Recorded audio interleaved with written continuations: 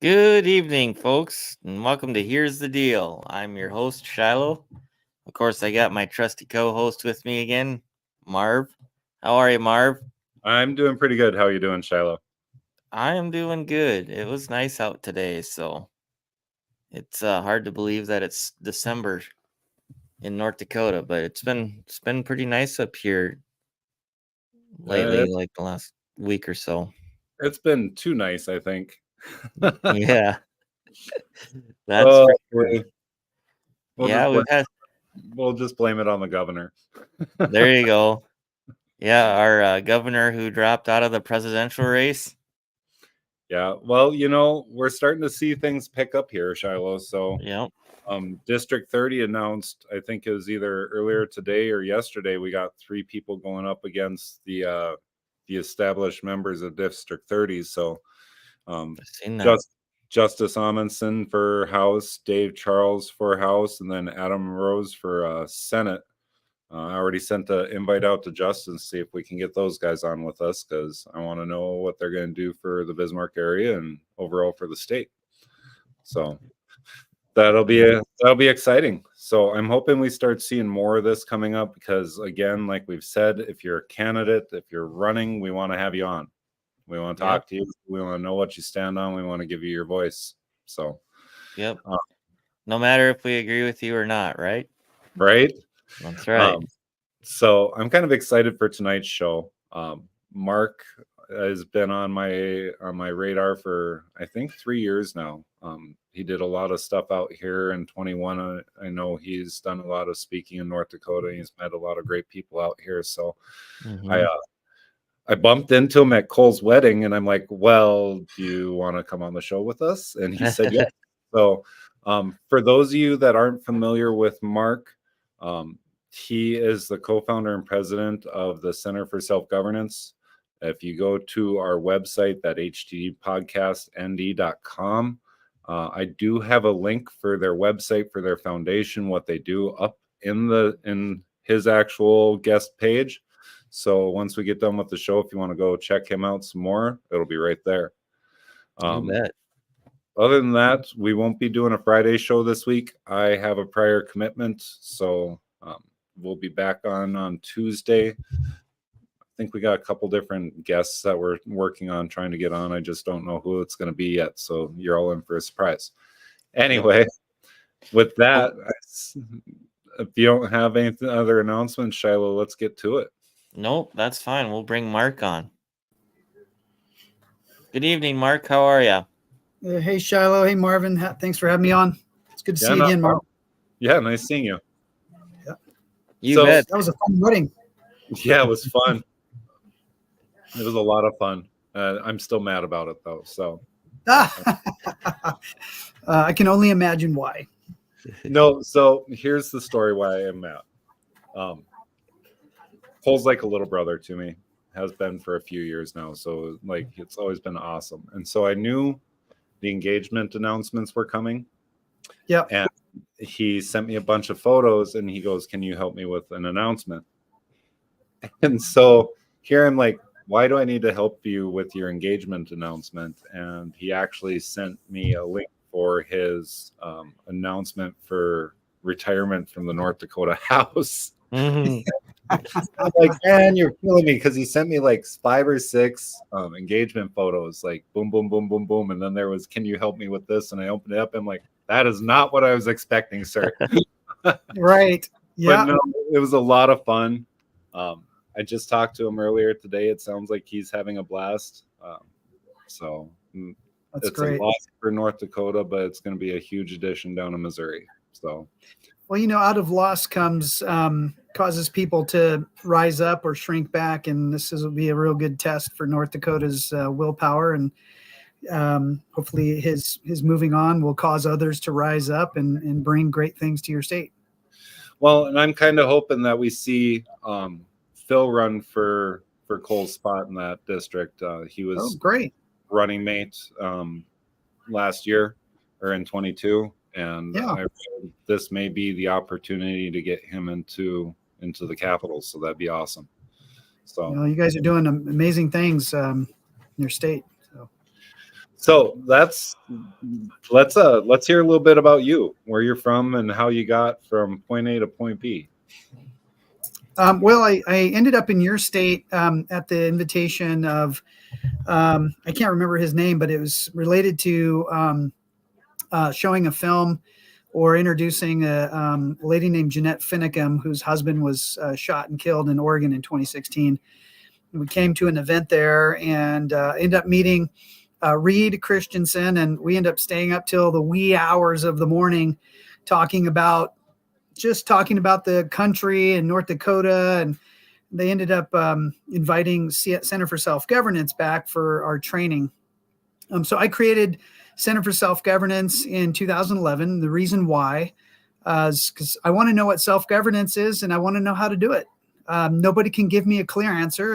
I've got 5,000 different ways. You got to do it this way. You got to do it. It's kind of like religion, right? There's 6,000 different ways to, you pray this way, close your eyes, open it. You know what I mean?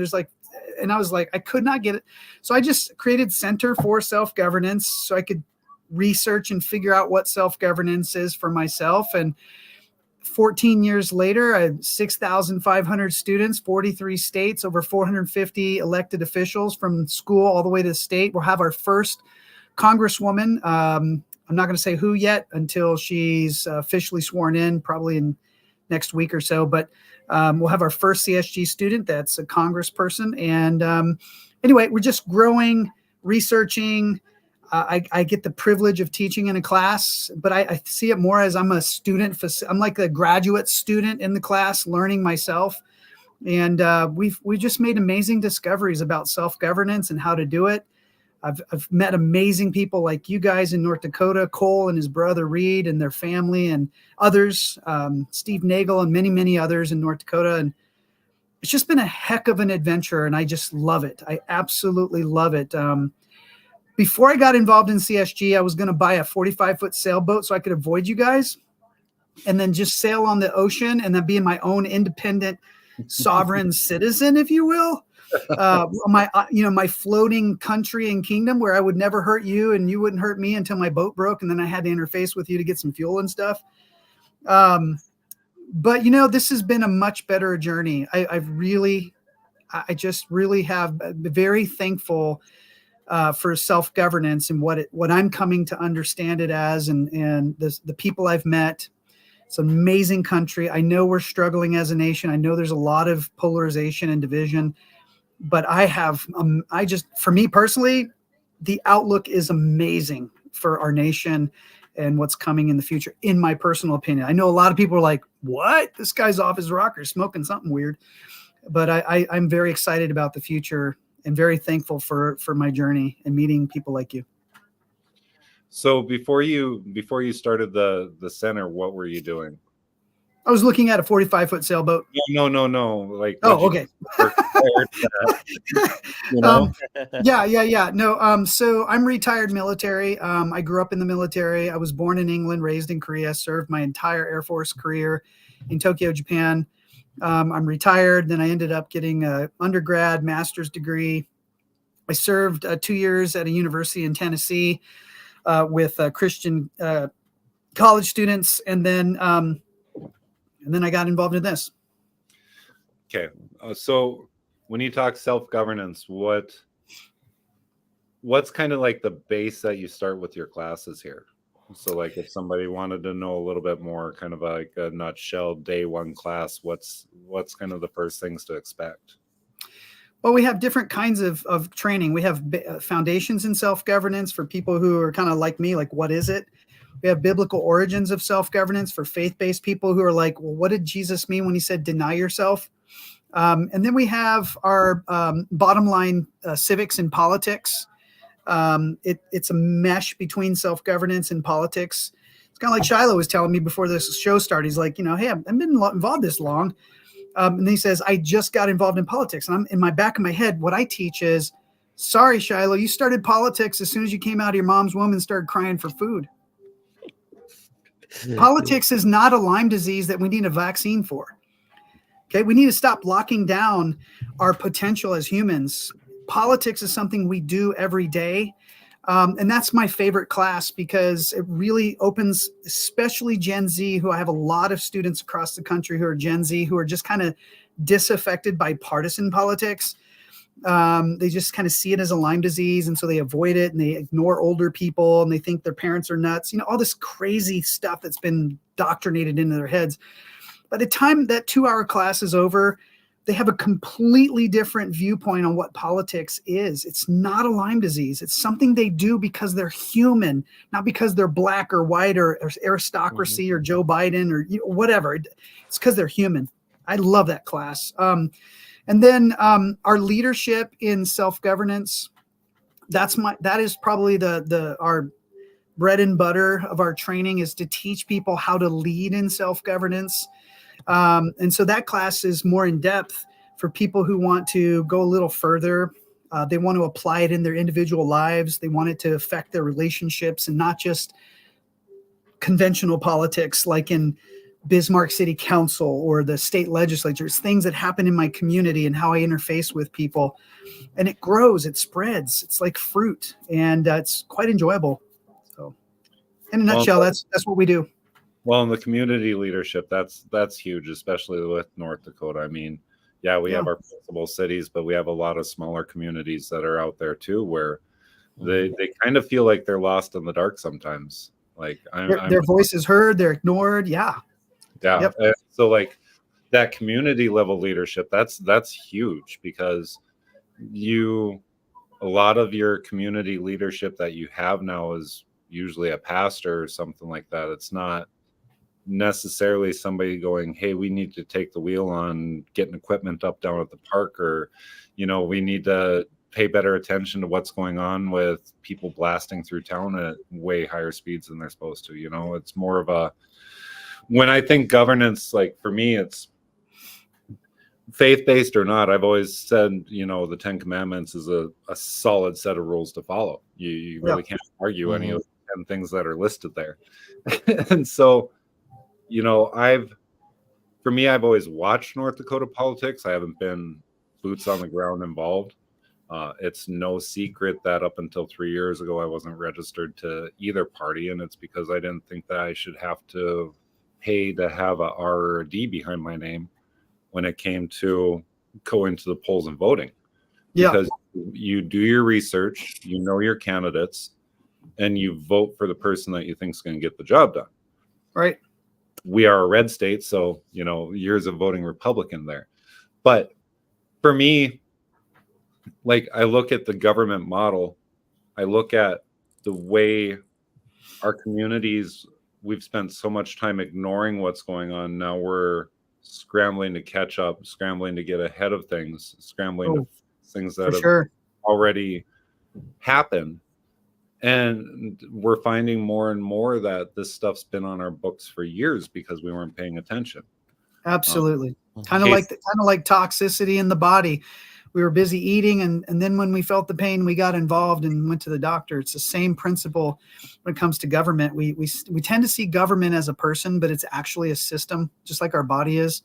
And if we pay attention to it and learn how it works, especially like our body and something as big as government, they're both as complex. I would say the body's even more complex than government. But that being said, the ultimate fundamental question that we have to answer in the 21st century is the following, in my opinion. Are we all born selfish? And through habit and practice and long training in self-governance, can we ascend to selflessness and without maintenance descend back into selfishness? Or are most of us born selfish and we can never ascend to selfless? And some people in society are born selfless and they can never descend to selfishness, kind of like Joe Biden. Our system of government was designed based on number A, that all men are created equal. And what they meant by that, or at least Thomas Jefferson and John Adams, who helped write those words, is that we are all created selfish. We're all born seeking our own things, survival and whatever. And so they designed a system of government that was, it's literally designed to acknowledge the governing, like Doug Burgum, is not born selfless. He's born selfish like you and me. And we created an environment, a system of government that allows Delana Jones from Ferguson, Missouri, a single Black mother whose store was destroyed in 2014 and 15 Ferguson riots. Black Lives Matter targeted her. And because of how our system is designed, based on her faith and her pursuit and her individual self-governance, it's 2023, almost, it's like 10 years later. She is thriving. She's a single Black mom. She is the antithesis of what the media calls victims. You know what I mean? Our system was designed based on that premise to allow people like Delana Jones, I guess, I don't know if this is the right word or not, but ascend, if you will, based on her beliefs in pursuit of her ideas and to succeed. And we just get out of the way kind of thing, And things have changed a little bit because I think there are people who believe Delana and myself were born selfish and we could never ascend. We can never prosper. We will always be selfish in their minds. And so it's incumbent on us to learn how our system works, to preserve that idea that anyone through habit and practice and long training and self-governance, they can learn to be self-governing and thrive and prosper in our nation and hopefully across the world. Shilo, you look like you have a question there. I'm just sitting here listening to all of this, and it's just, I mean, there's so many directions that you can go with it. But one thing I was going to back up and ask you is, you were talking about these classes. How long, when you taught classes, are these, obviously you're doing them over Zoom or whatever the case may be, how long are the classes? Is there like a set schedule, or how does that all work? That most of them are 2 hours long. 2 hours long? Typically, yeah. They used to be 8 hours, but over time, as we've kind of narrowed down what self-governance is according to our organization and how to do it, we've really condensed and concentrated the materials. So like our structure of government class, we teach a class for 2 hours on how school government is organized and structured in North Dakota, 2 hours. Mm-hmm. Our bottom line civics on politics, it's not a Lyme disease class, 2 hours. Our biblical origins, it's more of a discussion than a class because we're not trying to push theology down anyone's throats. It's 2 hours. Our leadership in systematic politics, each block individually is 2 hours. So is it's just a 2 hour class? It's not like for so many weeks or anything like that. It's just 1 2 hour deal. It depends on what your community is interested. Some people want to learn the structure of government, so we have structure of government classes. Some people are faith-based and they want to understand how self-governance originated in the Bible. There you go. For those who want to go deeper, we have a 3-block training program called Leadership and Self-Governance. That is intense. It's 2 hours. There's 3 classes each, so 6 hours. And then in between are actual training exercises where they go apply it in the community, and then they bring their experience plus new knowledge in the next classroom together and advance that thing. So that's the only one, Shilo, that is kind of like a college class, if you will. But everything else is just kind of, what are you interested in? Do you want to learn about self-governance? Well, we have that. If you want to learn about the history of partisan politics or what politics is, we have that. And then our leadership and self-governance training. That's the only one that's kind of college oriented, if you will. There's exercises. They're in a series. Yeah. So now my next question is what do you do for people like me? And what I mean by that is like,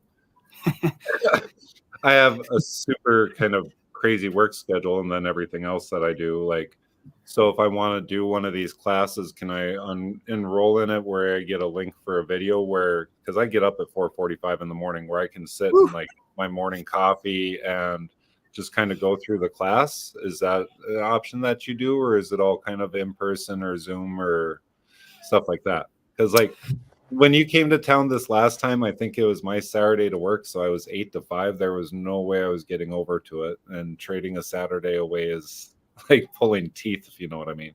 So it gets hard for me to hit classes like that. And I know we have people that watch that run into the same issue where work schedules don't allow things like that. Right. So is that online class option, is that something where you have these pre-recorded where I can be like, okay, I'll pay for my class collect your materials, and then if I have questions, there's support for it afterwards?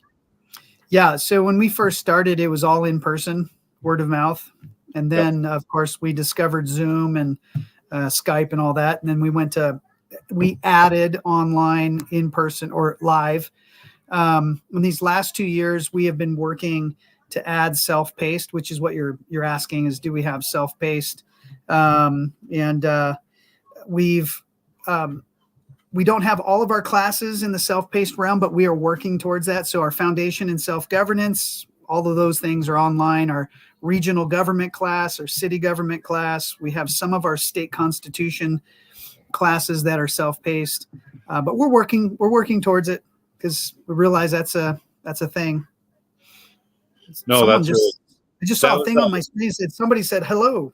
Yeah, that was Donna Magrum said hello. Oh, hey Donna. So she's sitting and watching tonight. Hi Donna, how are you? So yeah, that's kind of really neat, because you look at it, like you look at where government classes were when I went to high school versus where government classes were when my oldest daughter went to high school. Like, it's a very different animal now, what's being taught in schools. And oh yeah, like when I was going through, like, you had US history, you had world history, you had like all this different stuff, and then you had actual government class, and it doesn't seem like we're seeing that with this younger generation anymore. Like when you look at the materials and stuff that's right out there, it's like I remember pawing through my kid's books when she was like a junior and senior in high school. I'm like, you're missing a lot of stuff here. Yeah, that idea originated in 1934 with a guy named Charles Merriam. He was commissioned by the American Historical Association to create a conclusion about American education. It's called Civic Education in the United States by Charles Merriam. Anyway, that's the foundation for the fruit of what you're describing. It seems like this looks like now, you know what I mean?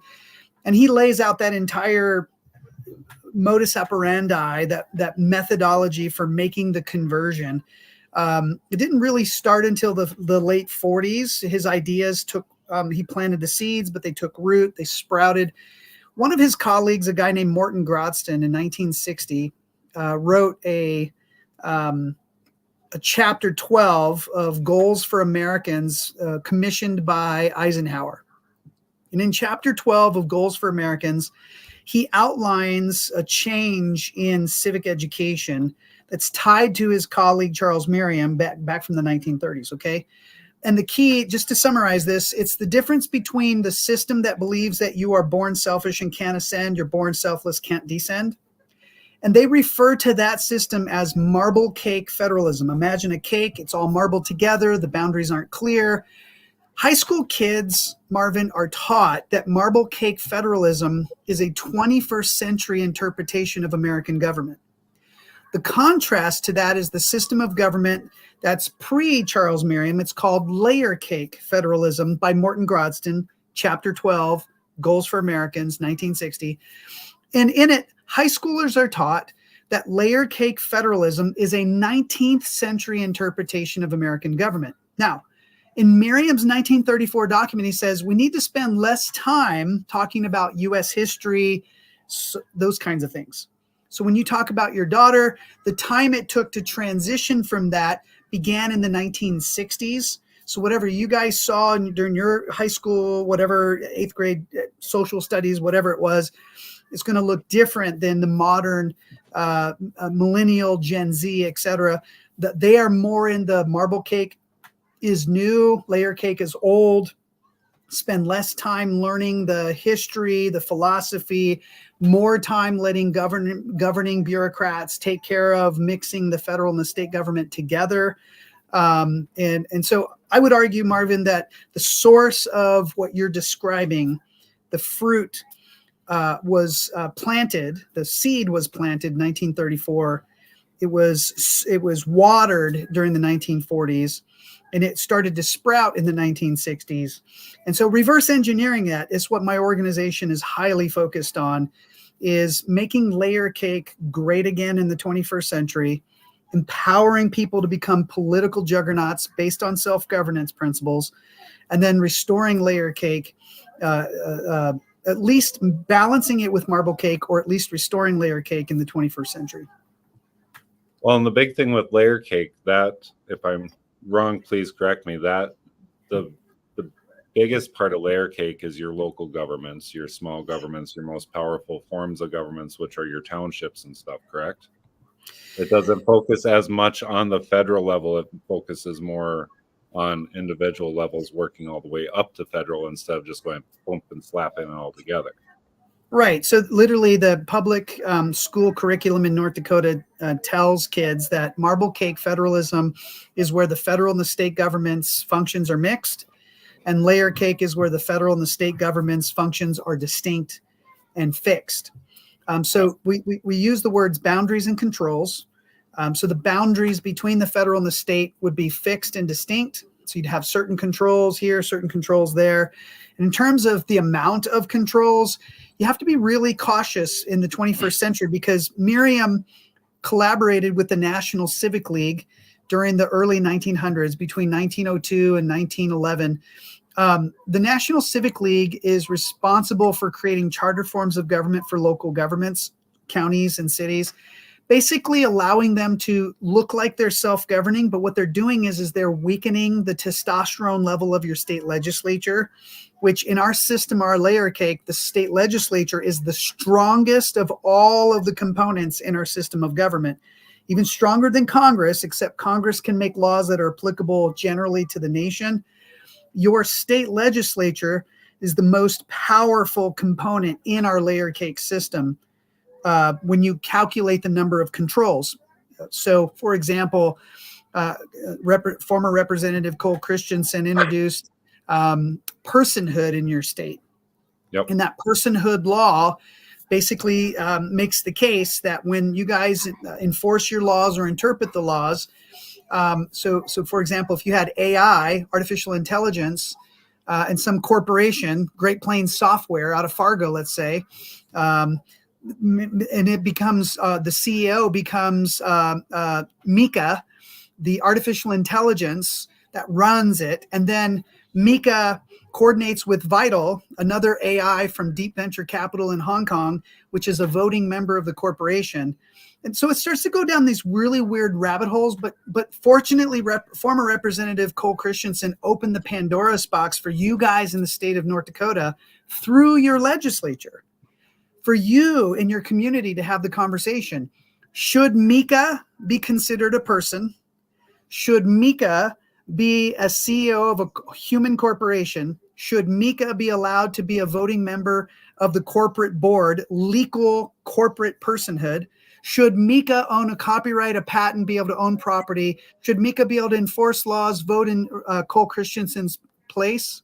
These questions are what you guys get to answer because your legislature answered the first question. What is personhood? The most powerful body in our layer cake system, your state legislature. Well, and I know Cole and I had talked a lot about that prior, like that bill was his baby, but him and I had a lot of conversations leading up to the legislative session about person and why a person is defined as, it can be an actual physical people like us, or it's a corporation, or it's and it's like, how is that even right, where we're considering a corporate entity, a faceless corporate entity, as a person? And so, like, I know him and I had talked a lot about that.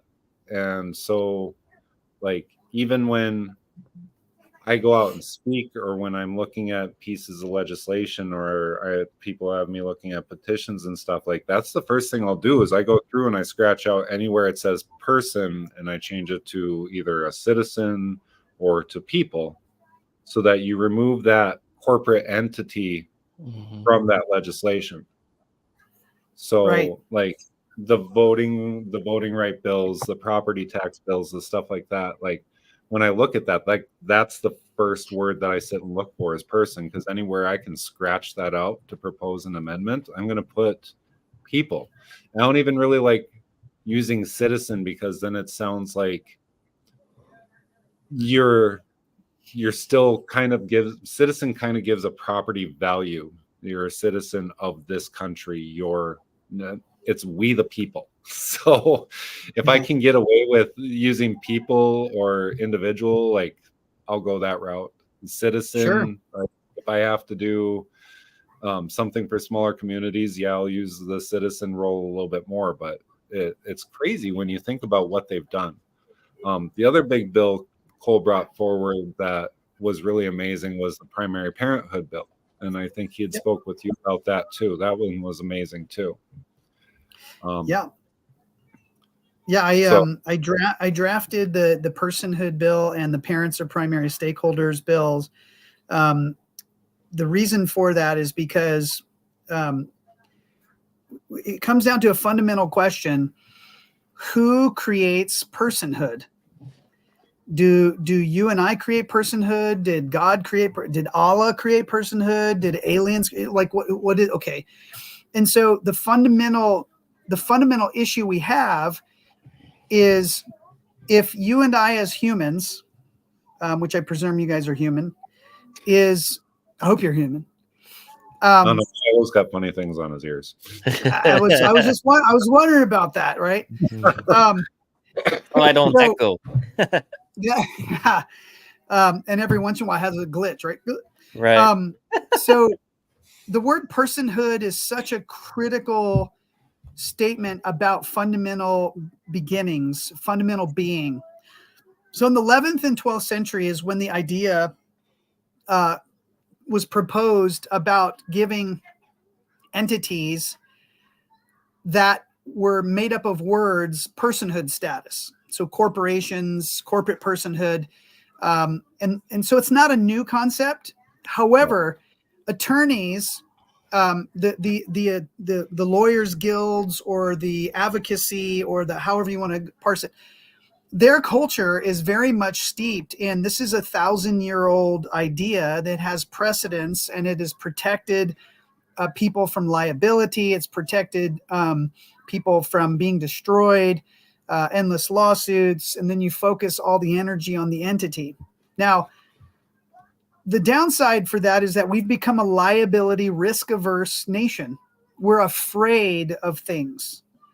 And that's thanks to the lawyers. They make you afraid. They make your school boards afraid. If you don't lock down, if you don't mask mandate, you're going to lose your insurance. You're going to go to jail. You're going to get sued. And we've just perpetuated this culturally of being afraid of everything, afraid of each other even. And to the point now where even in our own minds, we see these big, we even refer to them, big corporations. I'm like, it's just a word.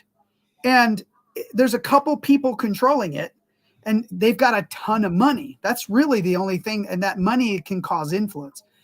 So we targeted the bill to include 5 entities: animals, nature, and artificial intelligence at the basic level. Above that is corporations and government. Now, the Bible says, thou shalt not have any false gods before me, right? And so apparently during the story, they were down making a golden calf and worshiped it as if it was alive. And I'm like, that's kind of how we treat corporations and entities and government now. We treat it as if it is alive. And I mean, I don't know if there's any truth to what was said in the Old Testament about idols and golden calves. You know, I wasn't there. I don't have the drone footage. But what I will say is you can see this bearing fruit in our culture. People think the government is Joe Biden, or the other side thinks that government is Donald Trump. And I'm like, they are not the government. It's a series of words, just like a corporation. It's a series of words. And it's hard to separate the picture we see in our mind, which is Joe Biden, brainless Joe Biden, if you will, and orange hair Donald Trump, from the government structure, which is made up of the Constitution and state laws and words and words and words and words. Like I'm full of words. You guys are too. It's really hard for us to learn this habit of separating the person from the words, like literally, mentally speaking. And that's one of my main focuses on our leadership training program, is helping people make that paradigm shift. Government is not a person. It is a series of words. And if your vote is a couple minutes and you have 1 million minutes in the year, what are you going to do with the rest of it? People will say, well, working and my kids. And I'm like, yeah, squirting out words all day, between 8 to 20,000 words per day, multiplied by 300 million people. That's a lot of freaking words each day. You know what I mean? More than, that's like bigger than trillions, bigger than trillions. So our words are undervalued at the Delana Jones, Ferguson, Missouri level. She had to learn that her words were powerful because she couldn't be involved in its meaning. And training the mind to do that is, the attorneys, Marvin, have really put a monopoly on this corporation thing and getting people to see it as a person. Anyway, that's why we did it. Of course, they all freaked out. They had to withdraw corporations and government from the equation. We'll deal with that in the next 5 years. But we were successful at animals, nature, and artificial intelligence.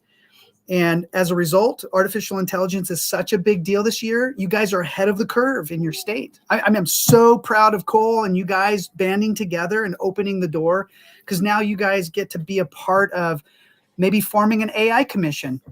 You know, South Carolina just formed the first AI commission in the nation based on my recommendation, a CSG student who's a state rep there.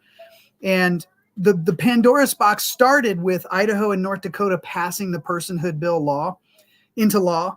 And now there's an AI commission. There'll be a standing committee in the legislature of South Carolina. You guys could do the same so that you can articulate, should blue collar workers who are human be replaced with algorithms that can do it better than them? Should white collar who deal in words, attorneys, people who deal in numbers, CPAs, should they be replaced? Because this is a human thing now. It's not a upper class, lower class. It's not a left or a right. It's a human issue now. And it's here, literally, for you to take, to seize, carpe diem, seize the day. Well, and I mean, you can look to Hollywood to see the outcome of giving AI control over your government. I mean, what is it? Demolition Man. Do you remember that? Yes. People were found guilty of a crime. Minority Report. They were found guilty of crimes before they ever committed them. Movie's the message. The movie's the message. Like AI replacing your lawyers, your attorneys, your judges should be terrifying to anybody. They should be terrifying to people who make music like Taylor Swift. Right. So there is an AI called Nunori. This AI is a pop singer.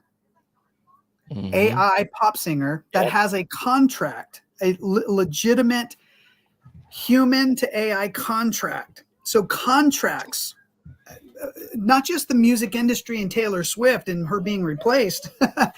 It's the idea of you entering into a contract with something that's not human that can do the job better than Marvin. That replaces Marvin in the long run. So now this brings up the ultimate philosophical question. If Marvin is replaced by AI, what is Marvin supposed to do every day? Play video games, I guess. and you know, I did a study on a book written by Yuval Harari, professor from Hebrew University. He wrote a book, highly recommend it. And if it's too much, I have a 40-page summary of it. It's called Homo Deus. And what you just said in it, the last chapter, he talks about these he referred to them as the humans who do not upgrade that become useless. Not because they were forced to be useless, it's because AI was better. And so people who had money used AI to do things for them instead of a human. He said drugs and video games is the only thing that they can think of right now as what to do in the event that you become useless when AI replaces your skill set. And I'm like, that is terrifying, because we already know that they're pushing drugs and changing laws in our states because they're making the case, right? Freedom, liberty, right? But actually it's not freedom. It's drugs and video games as a replacement for doing meaningful things. Well, and you don't have to look far from the YouTube star and the rise of that whole era.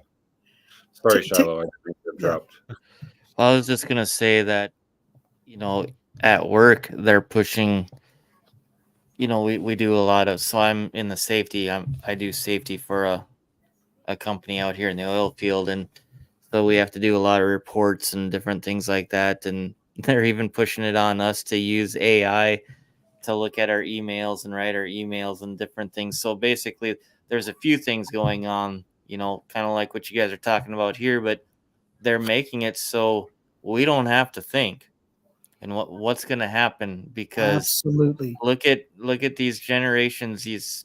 I mean, from Empathy. yep. Yes, thinking, critical thinking, lots of empathy, especially the matter of empathy with digital, because digital is a certain type of frequency, and there are literally trillions of different frequencies, and light and noise and all kinds of things. Digital is a very limited spectrum frequency, Mm-hmm. and we rely on nonverbal communications physically from each other, and there's a lot of frequency exchanged that we can't see, but it happens, especially like with infants. Mm-hmm. When they lose connection, they literally go nuts. Mm-hmm. But if you maintain the connection, they tend to grow up less nuts, right? So you take human interaction out of the equation, and then you dissect human meaning and let it be interpreted by digital things. For humans, that is a serious question for the 21st century, and why I wrote that bill. And thank God you guys passed it to open the door so we can start discussing these things in much greater depth. Well, and Cole had a hell of a fight on his hands, pardon the lack of a better term. But, it was the question of why are we even dealing with this? And I thought it was kind of ironic that after we had passed it, all of a sudden they were discussing in DC what to do with AI. 24 hours after Burgum signed it, right? Because now they realize, because Idaho did it last year, you guys did it this year, okay? I got a call from Bloomberg, and so did Cole, and they were asking me, so why did you write this thing?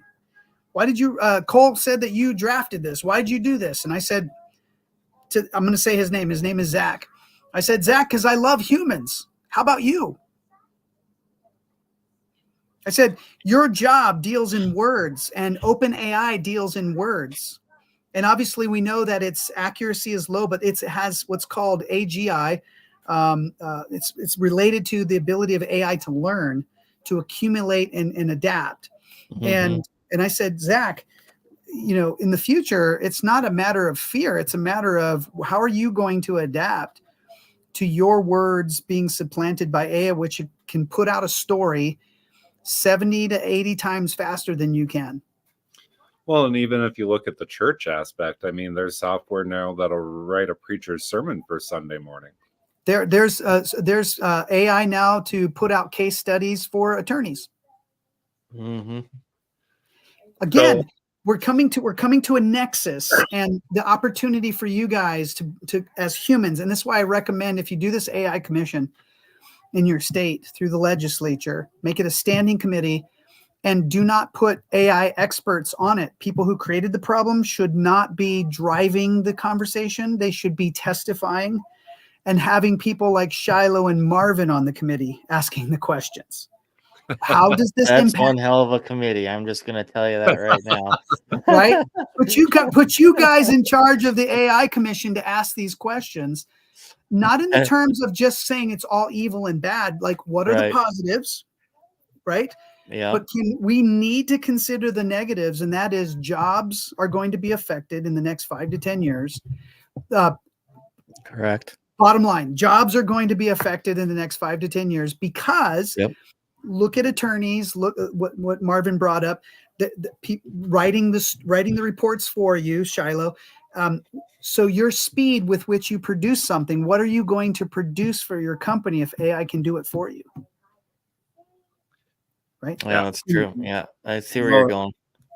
Well, and you look at like the industry that I'm in. I work in automotive, and there's been. I like the work. It's a tough job doing what I do, but I like the work. I like the people. I like being involved with that particular industry.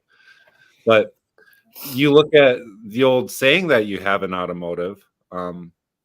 What is what's the actual definition of what a mechanic is? Ooh. This is a joke. I know. I used to be a mechanic, so. So you know what a mechanic is? A mechanic is the one that goes through and fixes everything that got messed up in engineering. So, like, I look at Oh boy. these electronic cars that are coming out. I look at Oh boy. that's coming out. I look at what AI can do to our industry, and then I look at what my guys deal with on a daily basis, guys and girls. I look at what they're going to end up dealing with on a daily basis to not have, like GM's got their tech lines, and they all have their tech lines where you can call and talk to a person. You can submit a case and be like, hey, this isn't right. We're having issues with this. This seems to be climate based. Like, that goes away when you add AI into the equation. But Human contact starts declining, and the question of, so then what is the meaning of our human life comes into, people can't feel it right now because it's kind of distant and kind of nebulous, but I just wanted to sound the alarm these last few years and wrote a bill, very basic. Humans are not inferior to those things. And then you guys tweaked it for your state. Now it's law. Yep. But the circumvention is going to be the innovations, the efficiencies, the speed, the job effects. So questions like corporate board membership, corporate board voting, CEO, copyrights, patents, all of the things that we traditionally enjoy in terms of prosperity as a human, those are all going to be challenged by AI in the next 10 years or less. So we just have an urgency to be a part of the conversation. The door is open, and I just can't stress it enough how important it is to walk through that door. All right, so let's change gears off AI for a second. Sure. You brought up something with attorneys here earlier. With the self-governance stuff, one of the big issues that we faced in 2020 regarding the lockdowns and the mask mandates is a lot of the city attorneys were taking to social media, taking to regular media, saying that the governor's executive orders were law. And they worked, and that was a big issue that we dealt with. What is that? Is that something that comes up in your classes too, like how to deal with when the government's only interested in protecting itself? What can we do to move forward there? That's a great question. So that personhood and parenthood are kind of like two very important words related to humanity. Yep. And the question you're asking is related to our system of government. Now, remember, the public schools teach marble cake and layer cake. Yep. This Charles Merriam character, back in the early 1900s, early 20th century, he believed that our layer cake system was outdated and it needed to be converted. So he came up with a strategy to convert it. So humans are naturally going to have issues, right? Pandemics and earthquakes or whatever. We're going to have things that happen. And so government is the tool that we use to navigate the chaos and hopefully limit the oppression in our societal self-governance. Yep. So Charles Merriam calculated human nature.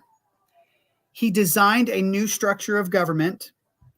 And then based on the fuel, the human nature, predicted that the governing, especially local and state governing, so that's elected bureaucrats and employees, would, based on their human nature, would convert the system through policy and attrition over time. And he's right. Okay.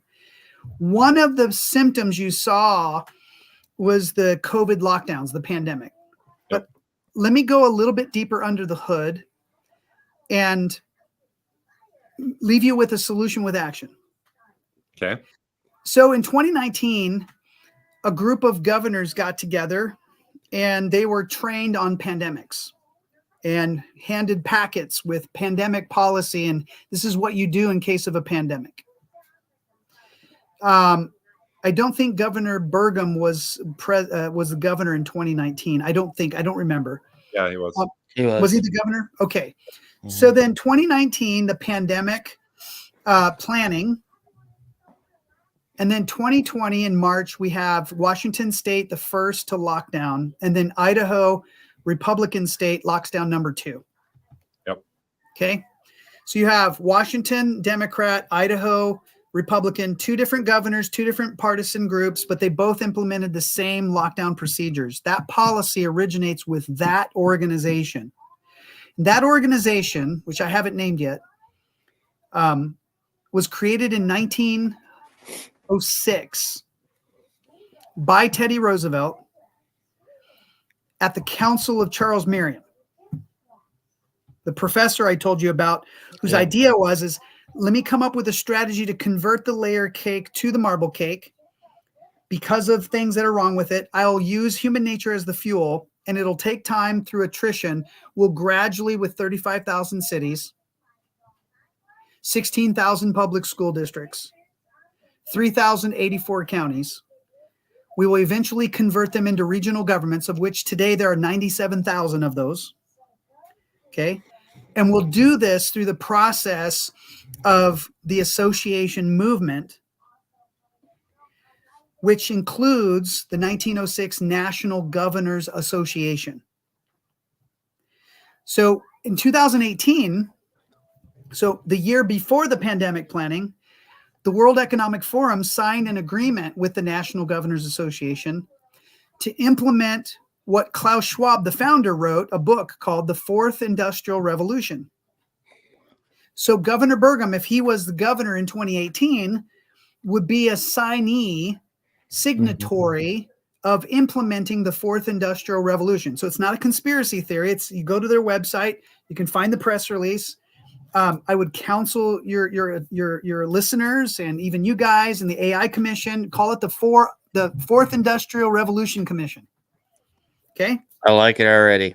And the purpose of this commission is literally, what have we done since 2018 to implement the contents of the Fourth Industrial Revolution written by Klaus Schwab and the World Economic Forum? It was signed by our governor in 2018. That's all. It's no conspiracy. It's a book. There's an actual agreement to implement it. And it's tied to, hey, we need to prepare for pandemics. And then how do we implement it? You can see the governors, right? Except for Kristi Noem, South Dakota. All of them implemented around the same time frame. The Republicans began withdrawing it because of the pushback, right? Eventually, the president of the NGA, Andrew Cuomo, right? He should have gone to jail for murder, but instead he was removed for sex scandal. I mean, literally 20, 30,000 people were killed because of his policy. Where did the policy come from? So I would suggest you have 2 options: the AI Commission on the Fourth Industrial Revolution and another commission from your legislature called Impacting People, PPL, Pandemic Policy and Law. Impacting People. Okay. The reason for this commission would be to study where did this pandemic policy originate and what can we do to not repeat it or to do better next time. Do you see my point? And now you're controlling that conversation because Marvin's original question, city attorneys refer to the governor as executive order as law. Okay. So the National Civic League is one of those associations. So the National Civic League provides training through the Municipal League of Cities to your city managers and your city attorneys and your city planning departments, okay? The National Governors Association collects 50 governors and provides them with pandemic policy and Fourth Industrial Revolution implementation, right? Mm-hmm. Okay, so the associations are the critical component, Marvin, of driving your city managers and your city attorneys and your governors to take these really strange, what are the hell are you, excuse my language, actions? What are you guys doing? Right? What's going on here? It's really important for you guys as a community to take a look at their associations. Who are they associating with outside of your state? Well, I'm going to steal the screen here for a second. Sure. Because this is something I've talked about before, and I'll talk about it again because I'll take it a step further for you here, Mark. So North Dakota did their horrible North Dakota Smart Restart, right? Yep. And what I'm sharing here, this is on Health and Human Service NorthDakota.gov website. It's the vaccine management plan. Yep. Now, the interesting thing is it talks about the vaccine for a pandemic influenza will be administered to the entire population that accepts it, yada, yada, yada. Right? Right. This is dated May 6th of 2014. Correct. So our smart restart's been sitting, hanging out in the books in North Dakota for 7 years. Just waiting for the right pandemic. Yep. Yep. So, like, it's there, folks. It's like when we talked about carbon capture pipeline. 3822, which is the section of North Dakota Century Code that involves carbon capture, has been on our books since 2009. Yep. Actually, that EPR management plan goes back to 2006 when it came from the federal Health and Human Services. Yep. So it's sitting there. It's primed. It's not conspiracy. It's linked to government sites. When you talk some of that stuff, it's there, you just have to know where to look for it. Yes. And that makes me very unpopular when I bring up stuff like that, because sure, I ask these questions. And I know we've gotten some a little bit of blowback for questions that we do ask, but at the same point, I just want to be left alone and spend time with my family. You can ask Shilo. It took him 3 months to talk me to come on to the show and join him as a co-host. And it's not because I didn't believe in what he's doing. I've been a guest multiple times with Shilo. Mm-hmm. Yeah. We live in North Dakota for a reason. We shouldn't have to worry about our government completely rewriting Health and Human Services so that now the state health officer gets to pull whatever genetic test he decides is allowable on your newborn child. Yeah. And he does, folks. The Legislative Assembly passed that this last session. So when we ask these questions, and that was a huge bill, it was like 83, 84 pages long. I can't remember what the total count was on it. And it was brought through, it was whipped through under the guise of it was just cleaning up legislative language. And it was cleaning up central language, but completely rewrote what our director of our state health officer can do. And like, it should be terrifying, but it doesn't get talked about because all that we saw coming through the media was about the transgender bills or about the books. They weren't talking about big breaks for oil. They weren't talking about Health and Human Services. They weren't talking about the schools. And that goes back to that mockingbird media, which, you know, people talk about and they joke about and they go, oh, well, that's just conspiracy theory, but it's not. 1975, the Thomas Church Report was released. You can find this. Yeah. Gives you the layout for how mockingbird media works. And it's why we get the same stuff over and over again. It's not worth watching the news anymore. I'm sorry. It's not. Other than to catch 30-second blips as to why the governor is not running for president. But like, well, so when you offered to come on for the self-governance, I'm like, that's awesome. Let's hear about it. How can we take back our communities and take back our state? You know? Well, and the key, I think, is in terms of taking back something, what you're taking back is the meaning of words. Yep. And for example, personhood, right? What does it mean to be human? And controlling that debate. And you simply use the legislature, which is, you have to take my word on it, but I would argue that it's the most powerful block on the entire layer cake system currently. Now it's being undermined by the executive orders, through the governor, through the bureaucrats who work for the city, who control the city council. Right? It's no different than the governor manipulating the legislature and the city manager and the attorney manipulating the city council. And so fundamentally, when we say take back something, I think number one is to realize is that we have more power with our words than we do with our vote. Our votes matter because we're trying to get the right person in there to drive the bus, right? I get that. Right. But in terms of your words, they're significantly more powerful and I don't know by magnitudes of what. The second thing is understanding the associations that they have outside of the jurisdiction that you're describing, which is the state and your community. Those associations have tremendous influence over their behavior. They offer them 5 services. And generally speaking, voters and constituents and people who feel pain offer nothing but complaints or anger. And then when they do bring facts to the table, it's the way they present those facts. So I would say it's really important to understand the associations that they have that are external to your community or your state so that you understand those relationships. So you understand, you're able to, it actually helps you with prediction. You're able to predict what policies are coming. So I'll give you an example. So March, when they locked down, my state locked down in February, where I'm from. And I purposely live in Washington State because just based on my understanding, it is the source of a lot of the marble cake federalism of the early 1900s, Puget Sound Regional Council and that kind of stuff.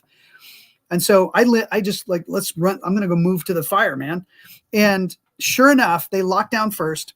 So I sent a note out to CSG graduates. I said, okay, be prepared. They're going to start calling for regional health districts. And if they already have them, they're going to call for empowering them. And if they already have empowerment, they're going to call for making them a separate jurisdiction. 3 things: create them, empower them, make them a separate jurisdiction. And sure enough, the letter came from the legislature in a speaker in Idaho to the governor saying, hey, we understand legislative power, blah, blah, blah. After the pandemic, we need to look at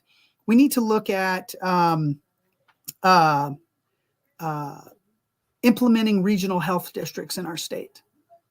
And I was like texting people, told you so, told you so, told you so. You know what I mean? And so it's knowing what to look for in terms of what am I taking back? Which words am I fighting for, the meaning? And then what external influences are coming into our communities and our states, these associations. So it's either the National School Board Association, it's the Municipal League of Cities, or it's the National Association of Sheriffs, the National Governors Association, the National Council of State Legislatures. I mean, I could just go on and on and on. It's understanding how those influences are bringing these 5 services that are tangible. The first is policy. They bring them marble cake policy. Hey, we can solve this problem for you of not having the money and all these, extremists like Marvin coming in here with all these conspiracy theories and just like, it's just so distracting. You don't have the time, but we can empower your city manager. We can empower your county administrator. We can reduce the struggle you're having with the sheriff over the budget. And you guys, you're just a part-time city council anyway, right? So policy. Number 2 is insurance. This is where your attorney comes into the equation, the liability. Most cities and schools, they're like, are you stuck with buying insurance from who they tell you to? And it's usually coming from the association. Well, what about mom and pop's insurance company down the street? I'm like, there's other insurance options besides the one that they tell you have to have, The third is financing. So yeah, we'll get Bill and Melinda Gates Foundation to drop some cash on you, private funding. We'll get some federal mandate money if you implement Title I, Title IX, Title 13. We got you covered, Pimp Daddy Mark. You know what I mean? We got it. And then training. They require training. Your school districts, they have a governance training for the new school board members.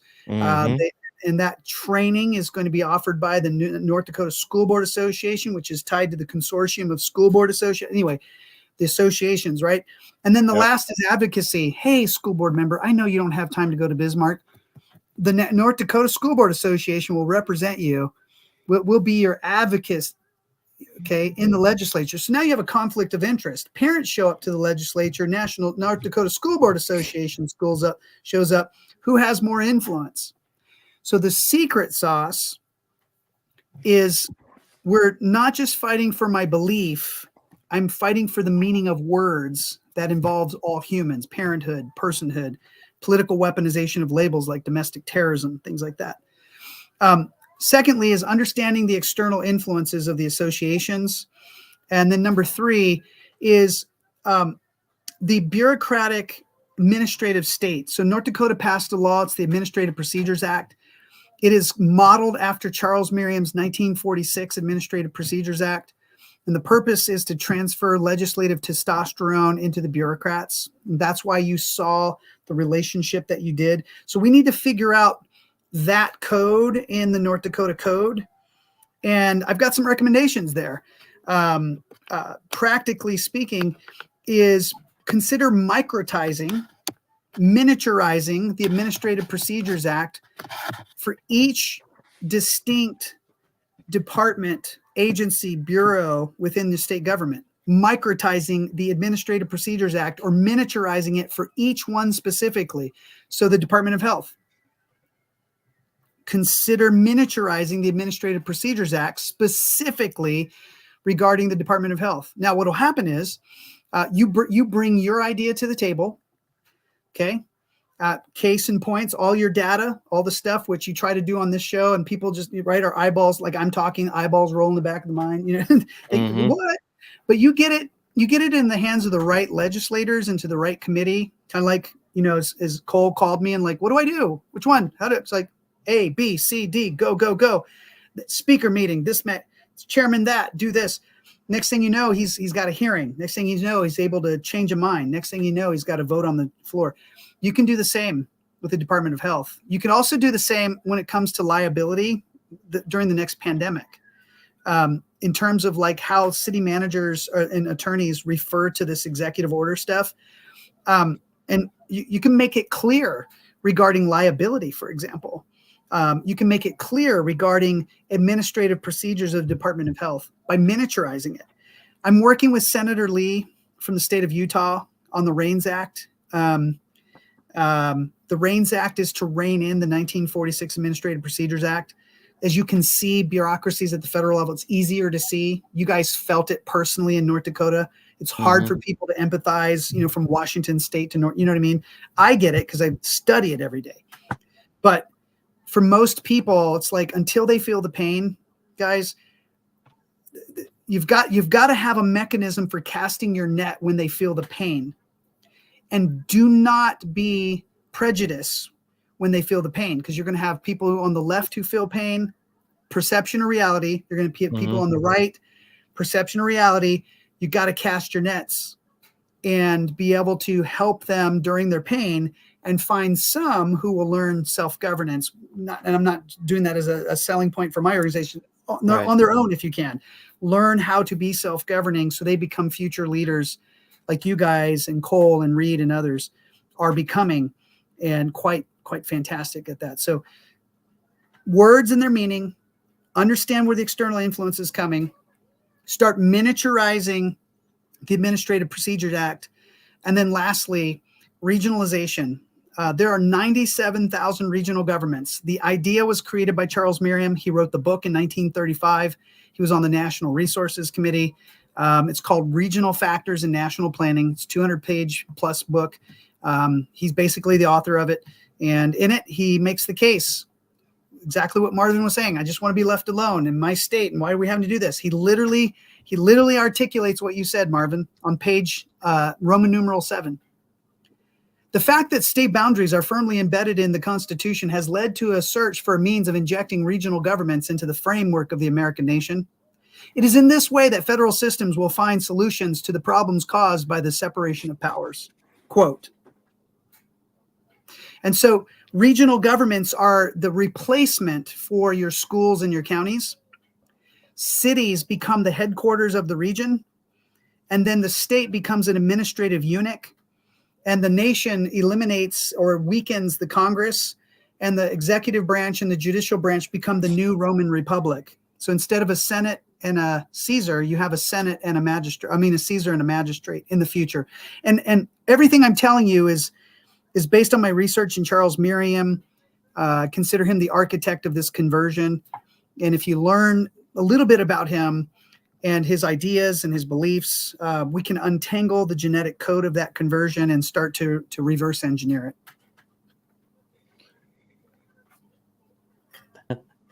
That is just letting everybody process for a second, because I know You got to be careful. This spigot will just go and go and go. But well, no, it's not even that. Like what you're talking about, we've already seen. So they've already implemented the merger with Health and Human Services. They are working on merging our school system into that same district format. We're already split into those 6 different regions in North Dakota. Like they're already doing it here. It's happening fast, and we saw it with the issuance of the state health officer orders in 2020 and 2021. Yep. We saw it with the executive orders that came from the governor's office, and we're seeing it on a federal level from what's coming from the president's executive orders. It's their way of bypassing the 3 branches of government. Specifically the legislature, because in their new model, which if we can look past the symptoms that it's causing and into the system that they are changing, they are reducing the testosterone, and they are castrating the legislative bodies, the school boards, the city councils, the county commissions, the state legislatures, and the Congress. What they're doing is they're not eliminating them outright. They're there in name only. Yeah. They're castrating them. They're eliminating the testosterone of specifically trying to do so in the state legislature. But this is why the AI Commission and the Fourth Industrial Revolution Commission and your ability to maybe the Impacting People Commission regarding the pandemic, these create an atmosphere where the body that is designed to be involved in conversing with each other. Bureaucrats, human nature is that's not efficient. They see the trash can of society. They see everything that's wrong with society, from people who take advantage of it to people who rape little kids. They see all the nastiness, and they assume that all of you are the same. And that's just not true, which is why we have a check and balance in the legislature, is to ensure that it slows down and that we are now there's manipulation there. I get it. You have rhinos and whatever names everybody calls everybody. You have all that corruption and human nature involved. But with some self-governance as kind of like the salt to detoxify our human nature a little bit, you end up with something positive like Cole Christensen, who's able to accomplish profound things in a short period of time. It's not impossible. That's why I'm so encouraged, Marvin, about the future is you can see what they brought, and what I'm bringing to the table is kind of under the hood and where it's coming from. Now, detangling that requires a shift in paradigm and an accumulation of the habit of self-governance. And I believe it's possible. I do. I genuinely do. I'm going to DC next year 4 times. I went 4 times this year, and people are like, Mark, what have they done about it? What are they going to do about it? Are they going to do anything you said about it? Are they going to do anything? And I'm like, I don't care what they do. I care what I do. What I'm going to do is be self-governing. I am going to bring victims, evidence, and solutions to Congress. So when I go in DC on January 6th, not to storm or break windows, I'm going to bring a film that I made about the weaponization of labels in government. I'm bringing an individual who served time in prison because of Southern Poverty Law Center lying to the FBI and lying to the Bureau of Land Management, and the BLM and the FBI relying on that information and putting this man in prison and destroying his life. I'm taking him for a second time. And the FBI investigators that are part of Jim Jordan's weaponization committee met with him. We're going to meet again in January. We're bringing evidence. And this time, not just evidence and complaints. We're bringing solutions. We're going to modify and reform Title 18 of the Patriot Act that says domestic terrorism is anyone who appears to intend. Well, if you're SPLC and you're Chuck Schumer and Nancy Pelosi, I guess Donald Trump is a domestic terrorist with 2 impeachments, 4 indictments, 6 court cases, and 91 charges. And you've got over 1,000 people in jail because of January 6th and nobody in jail for burning down America in 2020. Right. So the key is I'm bringing a solution with action, meaning of words. What does domestic terrorism mean? I'm going to drive that conversation as best as I can as an American citizen, not as an elected official. That's not my job. Yep. But I'm going to do my self-governing part with or without anybody. So it's not what they're going to do. It's what I'm going to do. And I'm not going to storm capitals. I'm not going to punch people in faces. I'm not going to burn down America. I'm not going to break windows. I'm going to talk with you guys. I'm going to sow this seed Yeah. that we have words, and together self-governing, we have a great country to preserve. Well, That's there what I'm you going to go. do. What about you, Shilo? What are you doing? I'm with this guy. Right? You know, I took Moms for Liberty chapter from Mhm. Hamilton, Tennessee to DC with me in September.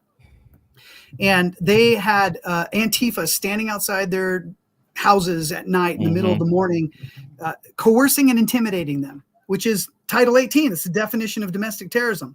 Yeah. I'm still here. Yeah. And they were, you know, put on SPLC, Southern Poverty Law Center's list of bigots and hate groups and anti-government alongside white supremacists and skinheads. And so Antifa went on their list and started targeting them and doxing them and all this craziness. But fortunately, I've been going to DC, and I'd already planted the seed that SPLC was involved in Quiet Skies and the TSA program. I was already pointing out to Congress that SPLC was involved in the Richmond case that you're hearing about from the Weaponization Committee this last 72 hours, where they were relying on Southern Poverty Law Center's list.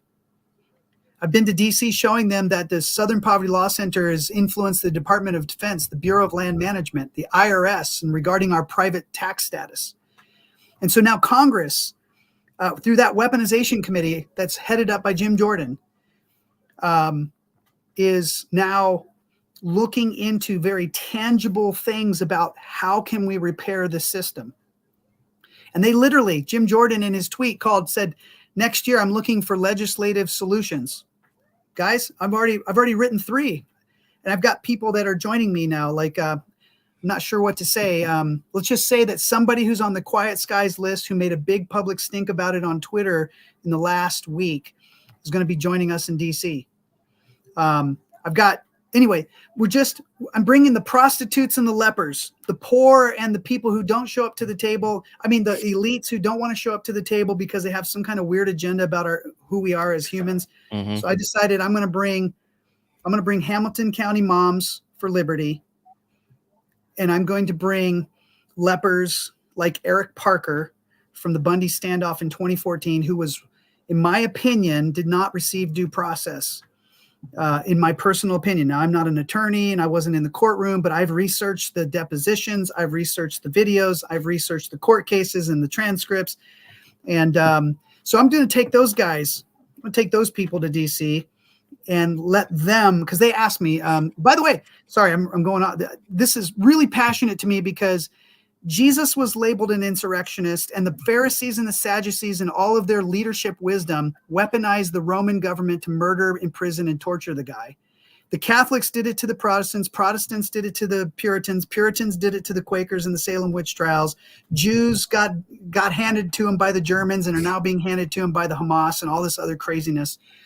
And so together, we can stop the weaponization of labels in government. And that's the reason why I wrote the idea about domestic terrorism definition for you guys in your, well, Cole asked me, so I already had something written out. I'm taking that same idea to DC, and my goal is not to eliminate SPLC from calling me names. I don't care. We're on their list. Center for Self, we're on their stupid list. Their left-wing biased, Marxist, support Hamas terrorist list, right? I don't care about the name. What I care about is what they did to Jesus, to Puritans, to Jews. You know what I mean? Mm-hmm. Our human nature, unchecked and unself-governing, is absolutely deadly. And history is not friendly. That is beautiful. History is not friendly to our unself-governed human nature. Whether it's SPLC or Puritans in the Salem witch trials, it doesn't matter. It's the same pig, different lipstick. So I'm not targeting SPLC on a witch hunt. I respect their First Amendment to call me a name, but they are coordinating with the FBI. They are coordinating with your state's law enforcement divisions. They are coordinating with schools through Learning for Justice. They literally support a legally designated terrorist organization in Hamas, and yet they label 340,000 moms terrorist, hate, extreme white supremacist. That, in my passion, okay, that's just my passion coming out, is dangerous and needs to stop. And they can still have their list, call me names, whatever you want to do, SPL, go for it. But you don't have the right to be a non-state actor to inform the discretion of the FBI, who can storm my house, shoot me, kill me, like they almost did to that pro-life guy in whatever state he was from. They raided his house because of the FACE Act. It's SPLC's fingerprints and DNA are all over that. Anyway, rant over. Well, The bad That's- part of it is, Mark, though, is everything that you're saying is true, and it can happen. And some of the issues that we're having is that people don't, kind of getting back to that point, until people are hurting or they go through something, they don't believe it. And unfortunately, It's growing though. That's the thing. It is Yep. it is growing. I would agree with you. Yes. It's not But it growing is. as fast as we would like it to grow. Like I Right. wish the tree of liberty would grow a lot faster than the tree of oppression and chaos. Right. But it's not something that necessarily will occur in my lifetime. But I can till the soil. I can plant the seeds.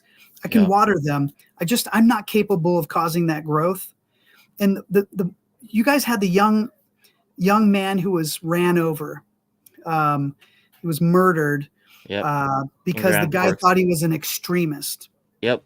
Now the media tried to cover that up, and the political Mhm. establishment tried to wash all that stuff, just like the transgender manifesto in Nashville, killing white Mhm. crackers and murdering little kids in the name of their agenda. And that is the danger of organizations like Southern Poverty Law Center being allowed, on the one hand, to have their First Amendment right to think whatever they want about me and call me whatever name they want. But when they have access to the federal, state, and local governments, and their definitions control their behavior, and the legislature of North Dakota and the Congress do not, that is an absolute undermining of our original layer cake republic. And I am going to do what I can in 2024 to stop that. I'd like to welcome any of you from North Dakota to come to DC with me January 6th through the 12th. We're going to meet with Congress, both the Senate and the House, weaponization committee members, DHS policy team on TSA Quiet Skies, etc. And our goal is to build relationships and articulate our points clearly, not on anything else. We stand united to stop the weaponization of labels in government. That's awesome. Huh. Marvin, I'm Okay. sending you on assignment January 6th through the 12th. Yeah, I hope you're paying for it. What? No. Hey, Okay. if you have folks in your state that have been victimized by the weaponization of labels in government, anti-vaxxers got doxxed, Antifa shows up at some mom's house, any of them, send them, pull your money together and send the victim, send the leper, send the poor person who doesn't believe they have a voice and doesn't know where to go. I will connect them with other people from around the country who have been through the same exact scenario, so that together they can realize, okay, I'm not alone in this struggle. It's not about but not enough people are awake. Mhm. There are lots of people who've been victimized, but they don't have a way to connect. Yep. They don't know what to do to fix it. And our organization, my goal is to teach self-governance. It was never about stopping the weaponization of labels in government. But when they put us on that list, I've been studying SPLC for 7 years. Specifically, after I got labeled a white supremacist by my congressman in 2010 on Young Turks Radio, because I was in the Tea Party movement. And then John McCain coordinated with the IRS to sick them on me. And I was like, oh, hell no. This isn't right. I'm not a white supremacist. And it didn't matter how many times I said I wasn't. And I was like, where in the heck is this coming from? I did not grow up a white supremacist or a racial supremacist or anything like that. And I'll finish with this, guys. I would highly recommend that Americans come together, regardless of who you are, whether you're Democrat or Republican or independent, or you're just kind of like, I'm sick of it all. Mhm. Can we not agree that we reject all forms of racial supremacy in the 21st freaking century? Like, black, Hispanic, white, I don't believe in any of it. I reject all of it. So why don't we create a resolution or an amendment, or I don't know, just a proclamation or something. I've got a website we're going to build. It's going to be rejectracialsupremacy.com, I think. My wife's building it now. And we're going to just like sign the thing. And you know what? When SPLC doesn't sign it, I'm going to be like, they're a freaking bunch of racists. Yeah. Right? They support anti-Semitism of Hamas. Right? Anyway, that's my last thing is I think that is an amazing tool for us, the language. We reject all forms of racial supremacy in the 21st century. And together as humans, we are going to define animals, nature, and artificial intelligence relationship to us in the 21st century. And together, we're going to enshrine parents are the primary stakeholder in their child's upbringing. Because when you ask a Democrat mom, a black mom, a non-voting mom, or a white mom, or whatever mom, and you say, hey, moms, when does motherhood end? Do you know what they all say without any training or coaxing? They say the word never. So like, let's enshrine it in our constitutions, in our laws, in our policies, in our proclamations, in our resolutions. Let's bring parenthood and personhood. Let's stop the weaponization of labels in government. And for sure, let's dismantle this Miriam marble cake factory thing with the bureaucrats and the regionals and the association, whatever that weirdness is. And let's just work together and so that I can do what I agree with Marvin is leave me alone and I go back home. Right. My daughter just walked up to me and brought a painting she drew and showed it to me. And I'm like, do I interrupt the show? And so I just like, that's awesome. Absolutely. No, that's fine.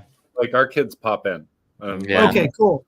Doesn't pop in, but that, to me, that's awesome. We're bringing normal back to being human instead of like all exactly. And I appreciate well, that's some of the show too.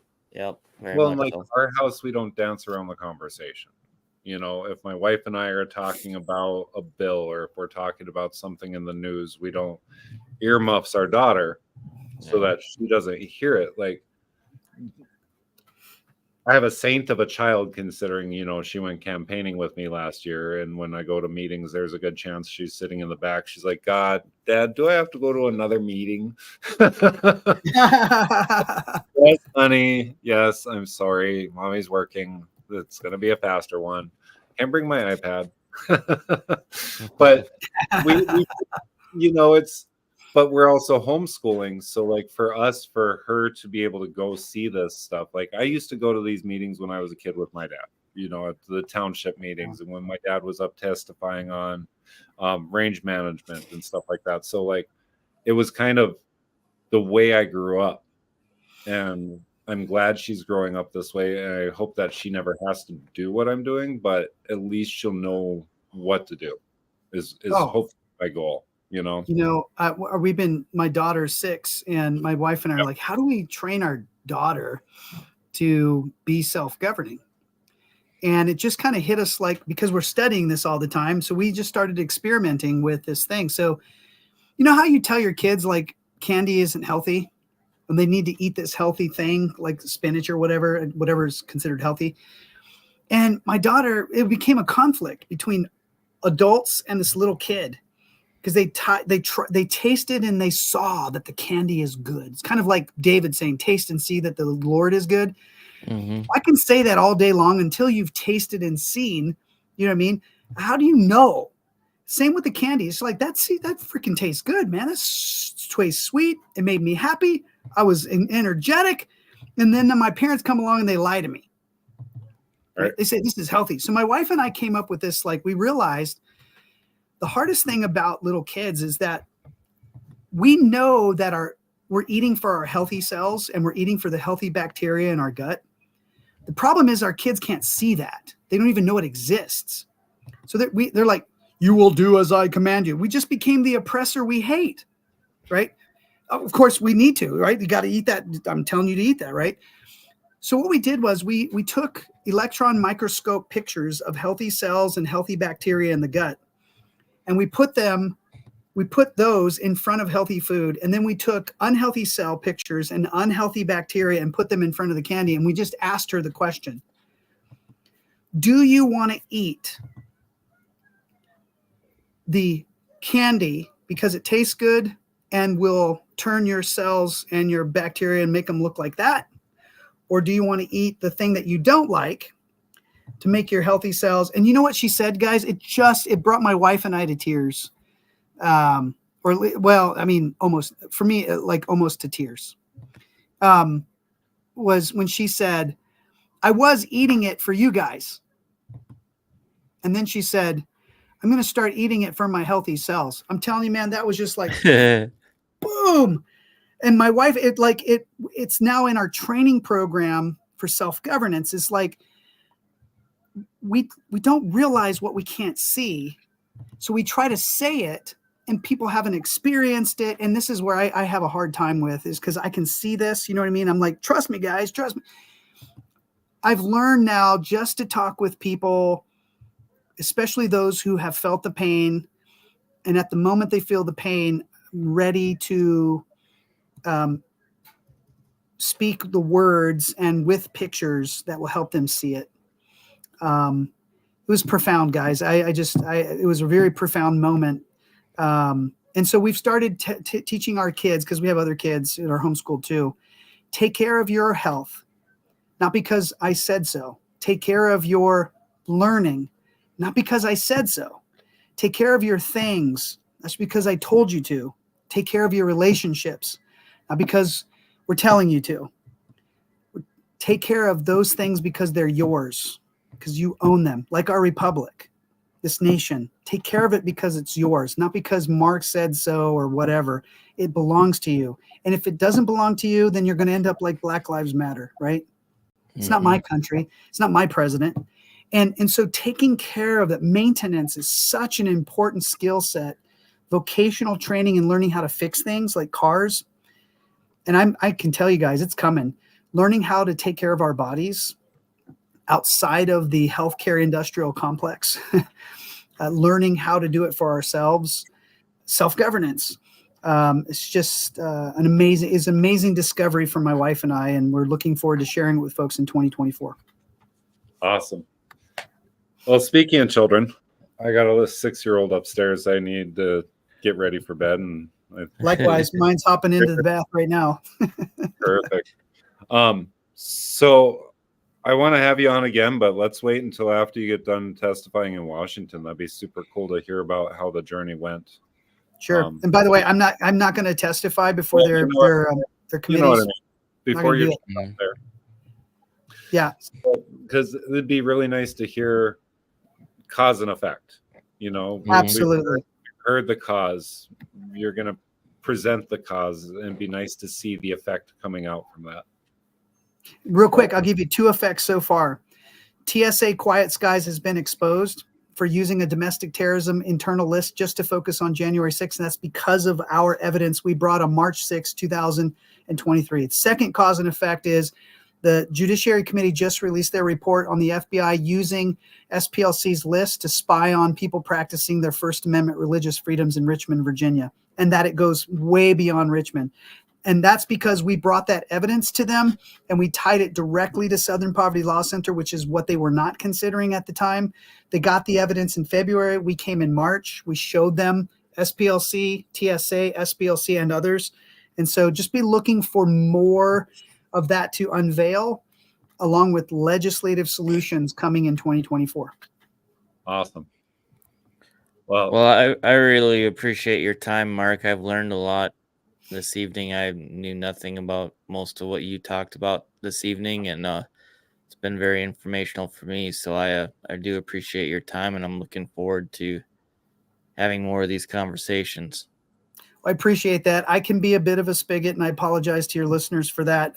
But my goal is to empower you to become political juggernauts and self-governance, to enjoy your lives and your kiddos again, and to stop having to worry about Klaus Schwab, who's influencing Doug Burgum through Bill Gates to implement crazy stuff in your state. Well, I definitely appreciate that. Absolutely. Right. Awesome. Well, with that, Mark, if you want to hang out for a minute, I'm going to pull you from the stage. Shilo and I are going to do a quick little recap here, and I got a couple Thanks more for having me. Yeah, thanks for being on. Thanks again, Mark. Absolutely. All right. Wow. So again, you guys want to learn more about what Mark does, go to the website. Shilo put it up during the podcast here today. It's on Mark's guest page for the Center for Self-Governance. So please reach out. I've seen what he's been doing in our state for a couple years now, and he loves North Dakota as much as if he was born here. So that's pretty awesome. But Yep. other than that, again, we don't have that Friday show coming this week just because I got some plans that came up. But it'll be Right. full steam ahead after we get past the holiday season here. What do you think, Shiloh?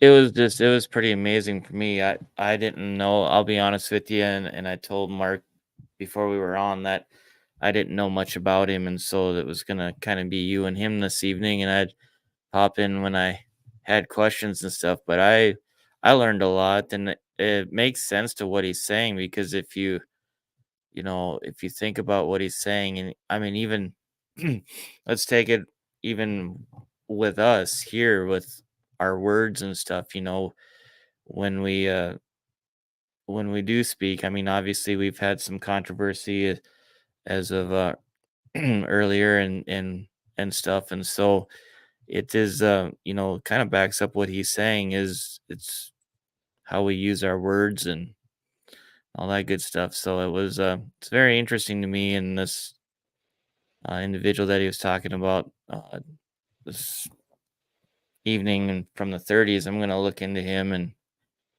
and see what this is all about. So, but yeah, it was very interesting to me, and I yeah, see, stuff like this gets the juices flowing, and the brain going again. Kind of, you can kind of, sometimes a person just gets to the point where they're, well, we kind of run our course. Let's just lay low for a little bit, or however you want to say that, and then it's like something like this comes about, and it's happened to me quite a bit with this show. When Luke left, I mean, we've had these conversations. When Luke left, I didn't know what I was going to do. I was actually thinking about shutting the show down, and then some stuff came up. You joined the show. I got invited to go to Missouri, and it just yeah, it's one of those things where, man, it gets you going again and gets you thinking about things. And so, Yeah, I mean, we all have our seasons though too, and yeah, that's something I want to point out to people right now through the holiday seasons. I know it's rough. yeah, Seasonal depression is a very real thing, but on top of that, we hit points when we were sitting and doing these fights where you hit burnout. I mean, it hmm, happens, and don't feel bad if you have to step away from a project that you're working on for a little bit just to recenter yourself. yeah, Your head straight again. If you don't have that balance in your life, you can be an amazing juggernaut in the political arena, but you're going to work yourself sick. We don't need that either. So please, like, we all have our seasons where we're involved, yeah, and we all have our things that we need to do. So, like, if you hold off on a project today just so you can get some rest, take some. I mean, even God rested. yeah. So I've I learned just, that in the last month. That's for sure. yeah, and I just want to get that out there because seasonal depression, like depression this time of year, holidays are rough on everybody. So Yeah, if you see somebody that just needs they look like they need a hello or a friendly smile, please don't be afraid to do it. hmm. Just don't be creepy like me where yeah. uh, Horrible. I hate it. I Anyway, get you. You anyway, bet. with that, yeah, as far as I'm at a good stopping point for tonight, Shiloh. I got some stuff I need to get worked on still. We're Okay. probably going to continue to make people upset. I did just get confirmation that early January here, it looks like we're going to be seeing the new candidates from District 30. So we're going to get some time frame set up for them. Sounds Again, good. running, you want to be on the show, please reach out. It's super simple. We're Yep. pretty easy to get a hold of. You darn right. So you can go to our website. It's on there. Our email's on there. We'll get back to you as soon as we get it. Usually we're pretty good. So, Yeah, hit us up through Messenger if you need to. I mean, it's not mhm. like we're not both on Facebook. Well, Yep, for you bet. So, all right. Well, with that, we'll see you guys a week from today, next Tuesday night at 8 p.m. Central. So, with that, Adios, folks, and have a good week. God bless.